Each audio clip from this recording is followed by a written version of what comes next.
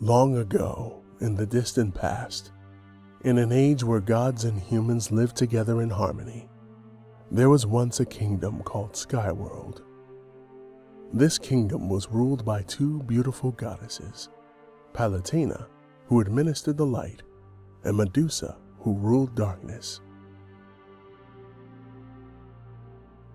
Palutena lived in the palace in the sky and spread the light so that the humans could live in happiness. And bathed in this light, the humans were able to grow food and live in peace.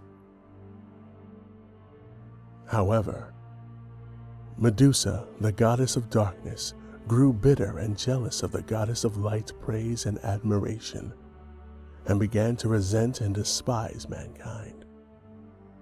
One day, the dark goddess took her jealousy out on the humans who worshipped Palutena.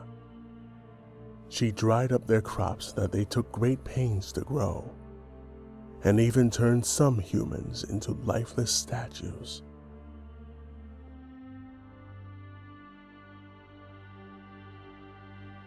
Palutena eventually discovered what Medusa had done to the humans, which is her God-given duty to watch over and protect. Being both furious and struck with grief at her former partner's actions, Palutena had no choice but to banish Medusa to the deepest, darkest corner of the underworld, and transformed Medusa into what she saw in the dark goddess's soul, which was a hideous monster. Medusa's hatred only grew after being turned into a monster and forced to live in the underworld. She swore to reclaim and rule the palace in the sky without Palutena. So great was Medusa's anger that she joined forces with the evil spirits of the underworld, and Medusa's new army soon began to surpass Palutena's own Icarus army in strength. So the war between Palutena and Medusa began. Medusa led a surprise attack on the Icarus army, which could barely fend off the attack. Palutena's army suffered major losses and was heavily defeated in the final battle. What's more, Medusa's underworld army took the three sacred treasures, the mirror shield, the arrow of light, and the wings of Pegasus away from them. Palutena herself became a prisoner in her own palace. The peaceful realm of Skyworld came to be inhabited by foul and terrible monsters, and was turned into a land of darkness ruled by the wicked Medusa. Every last one of Palutena's angel warriors were turned to stone, making them all but extinct. That is, except one. While locked in depths of her former palace, Palutena's strength was drained to its last, and as a last resort, she sent what little power she had to a young angel named Pit, who had been captured and imprisoned in the underworld. Armed with naught but a bow and arrow bestowed to him through Palutena's weakened magical strength, Pit attempted an escape from the underworld prison. The guard at this time was low in numbers, as Medusa's army had already advanced to Skyworld. Pit succeeded in his escape and set out on his long adventure to defeat Medusa and rescue Palutena.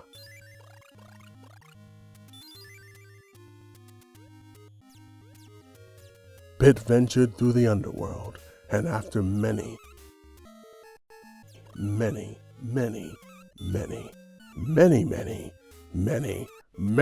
setbacks, he eventually decided to use the sacred words of 8 U U U U U U U U U U U U U U U U U to acquire the three sacred treasures and confront Medusa.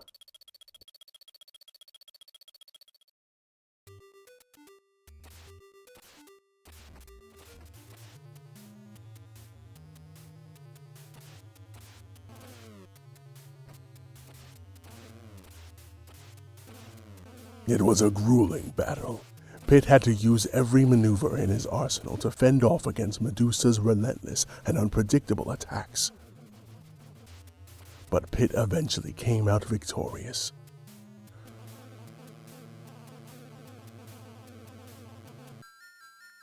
With the fall of Medusa, the young angel had rescued Palutena and restored Skyworld to its former glory, becoming a hero throughout the land. But throughout the years, slowly but surely with the peaceful reign in Skyworld, and being overshadowed by the adventurous plumbers, guys in tights, and even little creatures that a 10-year-old catches in balls, Pit and his heroic deeds fell into obscurity, and was almost forgotten completely. That was until 25 years later.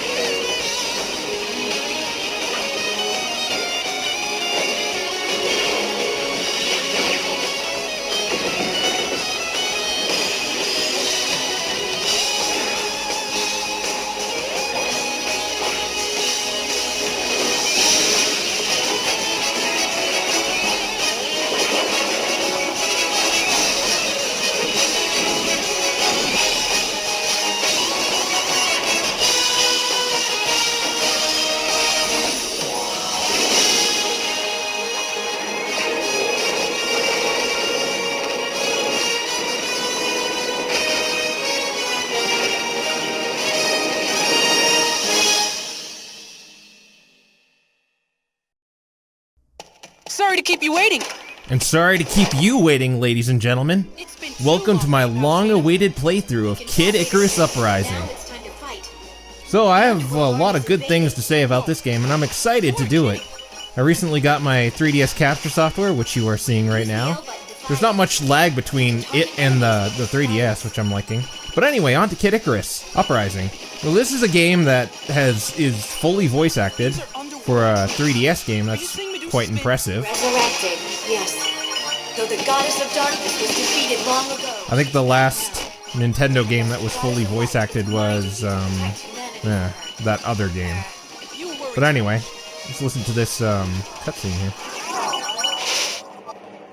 Medusa!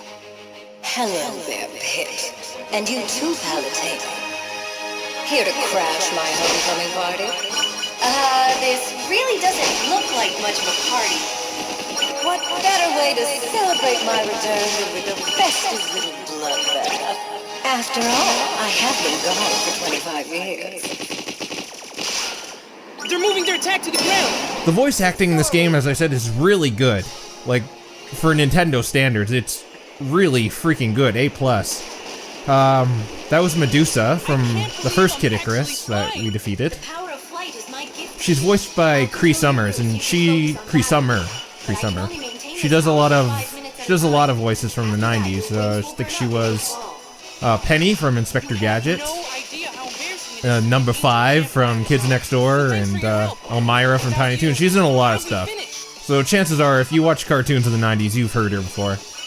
We got Anthony Del Rio as Pit. He's not very well known, but he's Chico in the Metal Gear Solid games, starting from Peace Walker, I think it is.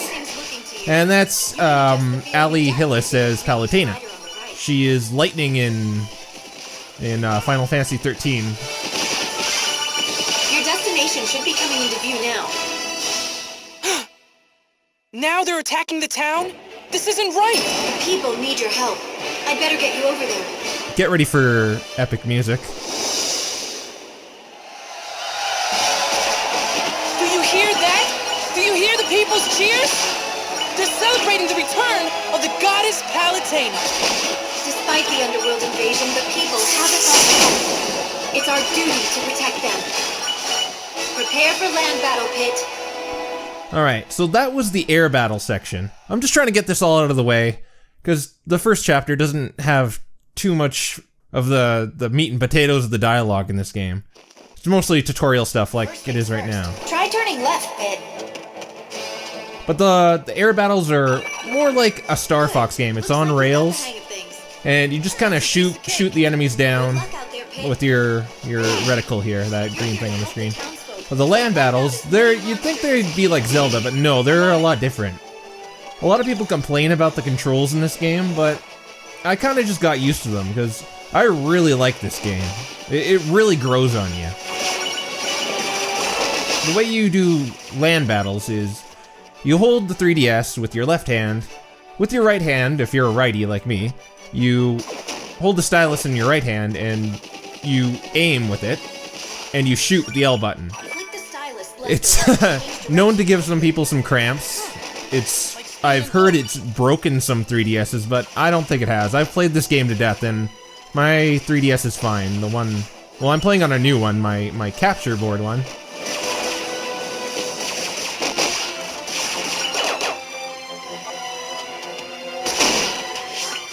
And I'm doing this live, by the way. It's really hard. This is a really fast-paced game. Use that item. And it's really hard to do live, but I want to do it. Fuck it, we'll do it live! We'll do it live!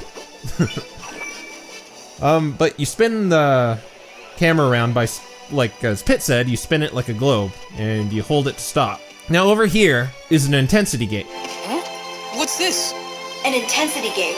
To pass through these, you need to play at certain intensity or difficulty levels. Well, good thing I'm playing on 5. I actually am not starting out from the beginning, because it forces you on intensity 2 when you start up the game, whether you like it or not. So I played through the level already on 2, so we can go in this intensity gate, because I put it on 5. I think I'm going to do that for all the levels, because 5 is a good difficulty. Unless there's an intensity gate that is higher, then I'm going to put it on that to get through the intensity gate. I'm going to adjust it accordingly. You want to get away from that crawl tank, because he explodes. But you usually get treasure in these intensity gates. Good treasure. But I'll go into detail about the treasure later. Ooh, a twin billows cannon. That's good. But now that's out of the way, let's head towards the boss. This is a really short level. So that's why I want to get out, like, the mechanics out of the way here. There's not too much talking. Because I really want to show off the talking, too, because that's one of the best things about this game. This game's humor is A+. It's written by ex-SNL writers. And, people for The Onion. So you kind of set yourself up for greatness with that combo. This pot here you can only destroy with melee attacks. Oh yeah, I haven't explained that yet. You can do melee attacks. If you get close to an enemy and press L, you do a melee attack instead of shooting. Shooting is the primary way Pit his offense is shooting.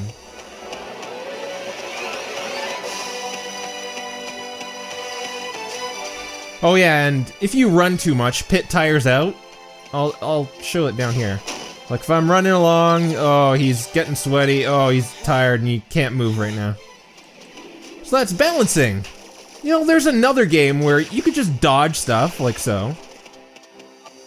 Like, because Pit also dodges if you just flick the control circle pad when a shot comes near you, and he'll dodge. But there's an other game that does that, but you can just spam it and just avoid all enemy fire. So good thing this game is smart and puts that handicap there. Otherwise, I could just avoid all these attacks with no drawbacks or restrictions, because Pit tires out when he dodges too much. That enemy right there I just killed, you should melee attack him, or else he sends that spike ball, that Gordo, at you. I guess from Kirby. Any Kirby fans out there?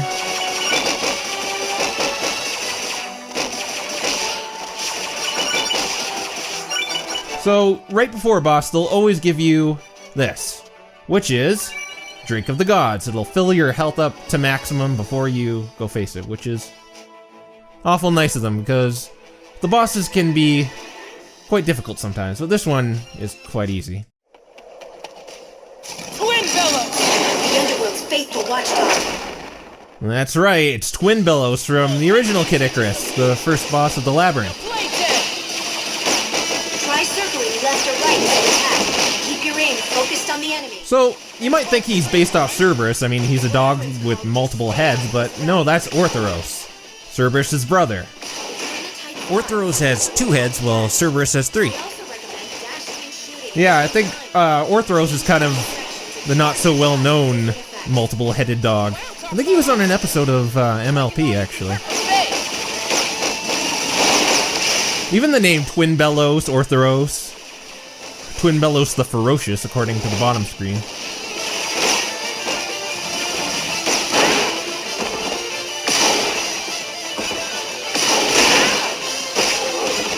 Of course, we have your powers down here, like this health recovery. There we go. Yeah! Victory's mine! Excellent job, Pit.